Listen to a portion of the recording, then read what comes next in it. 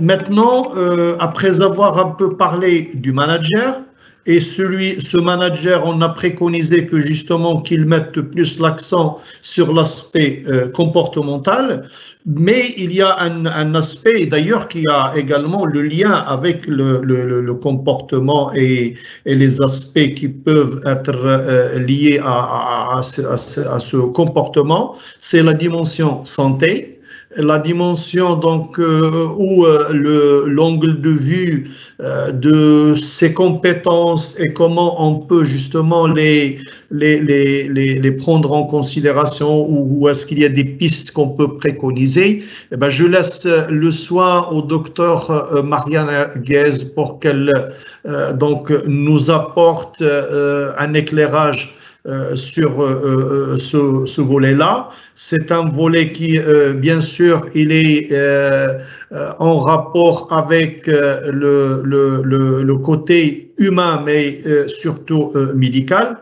Alors maintenant, ce volet que devrait justement développer docteur Mariana, on peut peut-être le précéder par, je ne sais pas moi, une vision, une proposition, parce qu'il a pointé les jeunes, il a dit que ces jeunes, ils manquent d'expérience, peut-être c'est la réalité, donc il a voulu mettre en place, vu que leur âge ne leur permet pas ça, mais ce terme de manque, on ne voudrait pas le prendre à valeur négative. Ça veut dire que, voilà, c'est une compression de temps plutôt qu'un manque dans le sens négatif. C'est pour cela que je sollicite la jeunesse donc pour qu'elle puisse justement prendre parole parmi nous pour dire que on n'est pas sur le négatif, bien au contraire, on apprend beaucoup des jeunes. En tout cas, personnellement, je reconnais plutôt avoir appris à plusieurs reprises et beaucoup de choses, justement, des personnes qu'on a eu l'occasion d'accompagner ou d'encadrer sur des processus. Et je suis également sur cette conviction avec Kautar. Et je lui laisse le soin justement d'intervenir et de nous apporter un éclairage par rapport à sa spécialité. Donc à toi la parole, Kautar. Merci beaucoup, professeur Saïd. Je vous remercie également d'avoir donné cette chance justement à la jeunesse et au futur souffle de création et de recherche. Bien évidemment, de donner un nouveau, nouveau éclairage par rapport à plusieurs thématiques. Et donc, premièrement, je tiens également à remercier l'ensemble des participants à ce séminaire et l'ensemble des organisateurs. Tout d'abord, permettez-moi de me présenter. Je suis doctorante et attachée de recherche au sein du laboratoire économie et organisations de la faculté d'économie et de gestion universitaire Ibn Tufayl Kenitra.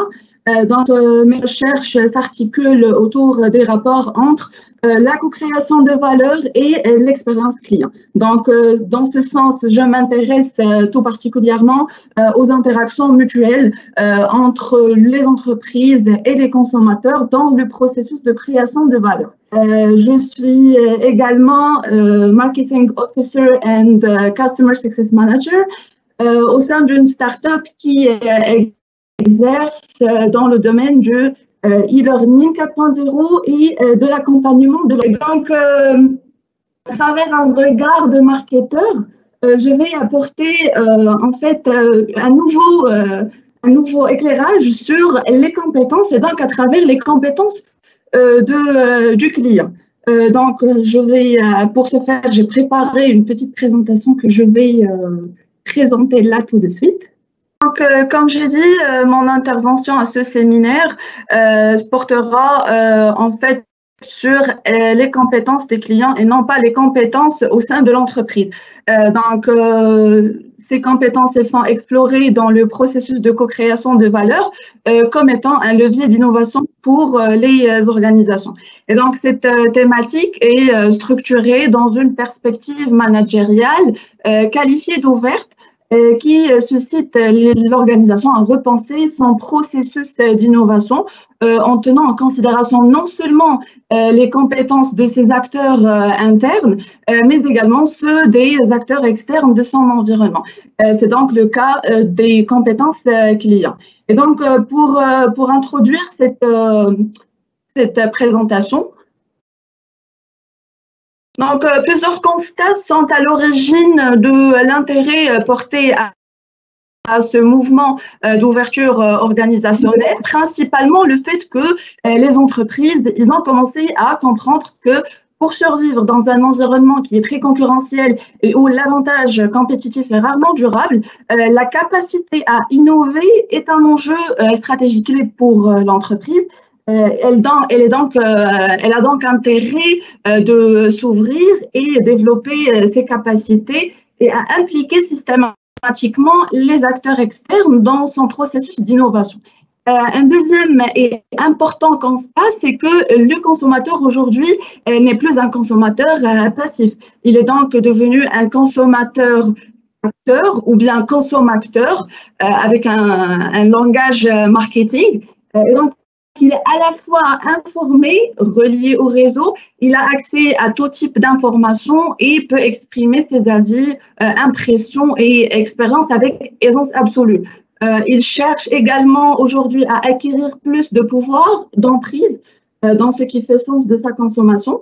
Et donc, chose qui impose aux entreprises de repenser leur processus d'innovation en intégrant les ressources et les compétences des clients.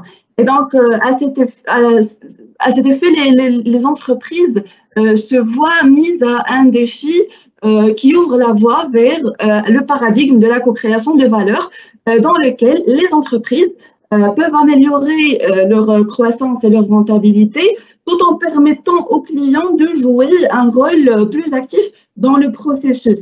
Et donc, dans ce cadre, plusieurs questions se posent. Qu'est-ce que la co-création de valeur?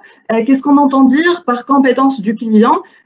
Comment une organisation peut mobiliser les compétences de ses clients et quels avantages et risques présente cette mobilisation? Donc, pour la co-création de valeur, en fait, elle tient son ancrage dans la logique service dominant, c'est-à-dire dominé par les services, qui a été initié par Wargo et Loesch, et qui, par opposition à la logique dominée par les produits ou les biens, qui a considéré que les biens ils forment la base de l'échange et que la valeur est incorporée et créée que par l'entreprise. Néanmoins, l'SDL ou le service dominant logique suggère que la création de valeur est une résultante de l'effet conjugué de ressources opérantes qui sont définies comme un ensemble de savoirs, savoir-faire, expertise, capacités qui sont activées par chacune des parties prenantes, l'entreprise et le consommateur. Et donc, le client et l'entreprise expriment ou expérimentent, apportent des ressources, créent et apprennent de manière mutuelle. Et donc, de façon consensuelle, la co-création de valeur vue par le monde de la recherche comme étant un processus. Mais il s'agira nécessairement d'un processus qui est conjoint. Et donc, à cet effet, nous retiendrons la définition de Leclerc et collègues, pour qui la co-création de valeur est un processus conjoint durant lequel la valeur est créée réciproquement pour chacun des acteurs, qu'ils soient individus, organisations ou réseaux. Donc, ces acteurs s'engagent dans le processus en interagissant et en échangeant leurs ressources. Les interactions, ils ont lieu sur une plateforme d'engagement où chaque acteur partage ses propres ressources, intègre les ressources proposées par d'autres acteurs, développe potentiellement ainsi des nouvelles ressources à travers un processus d'apprentissage. Donc, cette nouvelle donne invite ainsi les entreprises à construire des cadres d'analyse qui leur permettent de comprendre en fait quel savoir-faire, quelle connaissance ou expertise leurs consommateurs requièrent et donc comment elles peuvent les acquérir et les mobiliser, d'où la notion de compétence client. Et donc, si l'on parle de compétences, on est donc positionné dans le domaine de l'action, de l'activité et de l'expérience qui peut être en fait utilisée et recréée dans des contextes variables. Donc, à cet effet, on peut dire qu'un client compétent sera celui qui, ayant créé des connaissances par ses propres expériences dans un domaine spécifique, sera capable de les réutiliser dans d'autres situations de consommation, en les mettant en œuvre pour obtenir ou créer une valeur qui lui est satisfaisante. Donc, nous sommes ici dans l'optique du consommateur-producteur et de la création de compétences au niveau individuel et organisationnel. Et donc, il faut savoir qu'en co-création de valeur, la compétence n'existe que pour autant qu'elle est en fait reconnue par d'autres qui sont autres que les personnes qui l'exercent, c'est-à-dire une reconnaissance par d'autres consommateurs ou par les organisations. Et on ne peut dire que le client est compétent dans l'absolu. En revanche, on va dire qu'il est compétent dans un domaine pour faire tel choix, pour réaliser telles expériences. Donc, dans le cadre de la co-création, toujours, on fait distinction entre deux types de compétences, les compétences processus et les compétences terminales. Donc, les compétences processus, c'est-à-dire un ensemble de savoir, savoir-faire, de savoir-être et comportements qui sont mobilisés par le client dans une situation donnée et donc qui relève d'une panoplie de ressources à travers lesquelles le client puisse pour co-créer. Donc, ces ressources, ce sont des ressources qui sont directement liées à sa personne, à savoir des ressources physiologiques, temporelles ou individuelles, des ressources sociales, des ressources notionnelles, des ressources communicationnelles, voire aussi des ressources commerciales, culturelles, mais aussi des ressources financières et matérielles. Donc, ces ressources, elles permettent, la mobilisation en fait de ces ressources permet d'avoir des compétences terminales. Donc, ces compétences terminales sont la capacité du client à mobiliser les différentes ressources qu'on vient de voir. Et donc, elles se déclinent en divers comportements liés notamment à la situation de consommation rencontrée et en interaction ou non avec l'entreprise. Donc, selon la littérature en marketing et en sciences sociales, on peut distinguer trois familles de compétences. Les compétences cognitives, ici en marketing, ils sont liés à la capacité du client à décoder les discours de la firme et les messages publicitaires. Pour les compétences qualifiées d'instrumentales, ces compétences en fait se présentent tout d'abord comme la capacité du client à manipuler les produits avant, pendant et après la consommation ou en général après son expérience avec l'entreprise et ses offres. C'est ainsi le fait qu'il a la capacité de manipuler les outils comme des ordinateurs ou périphériques ou encore des logiciels ou des technologies. Concernant les compétences d'usage et créatives, ces compétences sont liées à l'usage d'un produit, d'un service ou d'un média, donc qui lui ouvre l'accès à une prise de parole en fait légitime sur le produit, le service, l'expérience ou le média en question, et donc lui permettre de proposer d'autres usages à travers le détournement ou la création de nouveaux sens à sa consommation. En fait, il est à signaler que ces compétences ne se déploient pas de façon isolée, mais relèvent interdépendantes. En fait, quand on sait comment est-ce que le client procède à créer ses propres compétences à travers ses propres ressources, il faut savoir comment une organisation peut mobiliser ses compétences. Et donc, elle peut les mobiliser à travers la mise en relation avec les compétences propres à l'entreprise, et donc à travers 4 grands types de stratégies de co-création. Premièrement, on a la co-innovation. Ici, l'entreprise s'appuie sur des consommateurs créatifs et experts pour la conception de nouveaux produits afin de prendre en compte l'ensemble des contextes d'usage pour mieux anticiper l'utilisation finale de l'offre. Pour la copromotion, en fait, ici, l'entreprise implique un ensemble large de consommateurs dans des concours pour qu'ils produisent des visuels ou des films de prochaines campagnes publicitaires. Il consiste aussi pour les clients à propager l'expérience du service, du bien ou de l'expérience totale qu'il a vécue avec l'entreprise à travers le bouche à oreille. Puis on a la coproduction. Ici, en fait, il ne s'agit plus pour le consommateur de contribuer de manière générale au design ou à la publicité d'un produit ou d'une entreprise, mais de participer à la réalisation de son expérience de consommation. Et donc, pour cela, l'entreprise va développer des moyens qui vont lui permettre de customiser ou personnaliser son offre.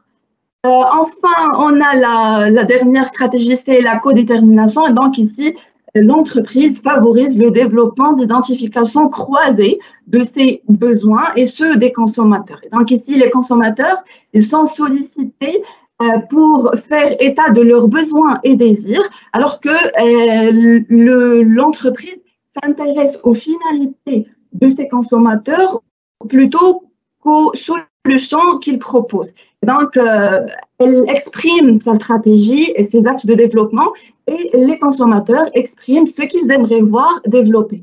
Et donc, la mobilisation de ces compétences dans les expériences de co-création avec une mise en jeu coordonnée de ressources et compétences de l'entreprise ouvre la voie vers une nouvelle approche qualifiée de knowledge marketing ou le marketing des connaissances. Et donc, cette approche se présente comme une théorie fondée sur la notion compétence client-entreprise qui consiste à mobiliser et développer à la fois les compétences des consommateurs et celles des collaborateurs de l'entreprise qui sont impliqués dans le processus de co-création de valeur. Et donc, il permet en termes opérationnels, d'une part, de doter les clients de compétences et d'autre part, de développer les compétences des membres de l'entreprise. Et donc, on est dans un processus d'apprentissage organisationnel. Pour la réussite d'une telle approche, il faut garder en tête une typologie bien définie des clients qui se construit autour de plusieurs axes, à savoir le niveau de compétence des clients et le degré d'implication de ces clients. Et donc, au croisement de ces dimensions, plusieurs catégories de clients ont été identifiées.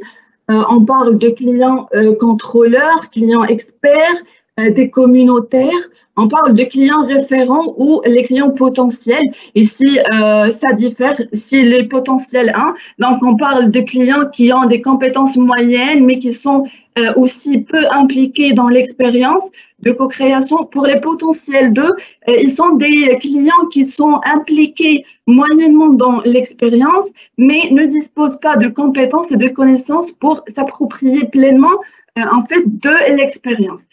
Il y a encore une catégorie de clients qui ne souhaitent pas s'impliquer et ne veulent pas en fait développer leurs compétences. Donc ici même, l'entreprise ne doit pas les écarter puisque ces clients bénéficient de la valeur créée avec les autres catégories. Et donc, une fois on a ça veut dire quoi en fait la co-création? Comment peut-on faire participer le client à travers ses compétences et comment les mobiliser avec ceux de l'entreprise? Il faut avoir un aperçu sur quels avantages et risques présente cette mobilisation pour les organisations. Et donc, plusieurs sont les avantages, à savoir une meilleure compréhension des besoins des clients, le fait de stimuler l'innovation dans des équipes en interne de l'entreprise. On a des idées qui sont démultipliées et plus pertinentes, aussi le fait que l'entreprise peut déterminer la pertinence et la validité des idées qui sont déjà conçues en interne. Il a aussi l'avantage d'avoir une facilité de prise de décision managériale. Aussi, la mobilisation de ces compétences permet une rentabilité accrue, une rapidité de mise sur le marché, des risques qui sont réduits et un avantage concurrentiel, mais encore une vision plus approfondie de l'expérience client et un grand niveau d'engagement client. Cependant, bien sûr, impliquer directement les clients dans la création de valeur implique aussi des risques. Donc, les clients peuvent facilement diminuer la valeur, violer des droits d'auteur, aussi des accords de propriété intellectuelle ou avoir des problèmes de confidentialité ou voire même des fuites de secrets. Donc, pour conclure, la compétence ou la notion de compétence participe en fait à la régénération des rôles de l'entreprise et ceux du client. Donc, l'entreprise est incitée à revoir ses positions et à reconnaître le consommateur comme un client compétent dont elle peut apprendre, tenant en compte bien sûr non seulement les avantages mais aussi les risques. Donc, aussi le développement des compétences du client peut avoir un impact sur la construction des entreprises ou des entreprises nouvellement créées.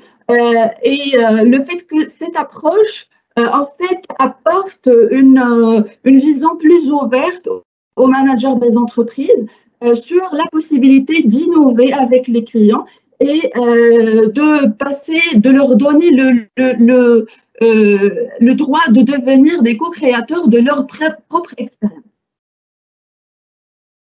Donc, j'ai arrivé à la fin. Merci Kautar. Je suppose que vous allez nous envoyer la présentation pour qu'on puisse la diffuser. Bien sûr, avec très grand plaisir. Merci. Alors, ce qui m'a vraiment intéressé comme analogie dans votre présentation, c'est la démarche médicale. Donc, nous, médecins, très tôt, on a compris qu'on est dans la co-création de diagnostic avec les malades. Donc, on associe bien sûr les personnes à l'identification de leurs besoins, de leurs attentes. Et on est donc dans ce va-et-vient avec le malade pour qu'on puisse le faire avancer dans le sens d'une solution qui répond justement à ce besoin.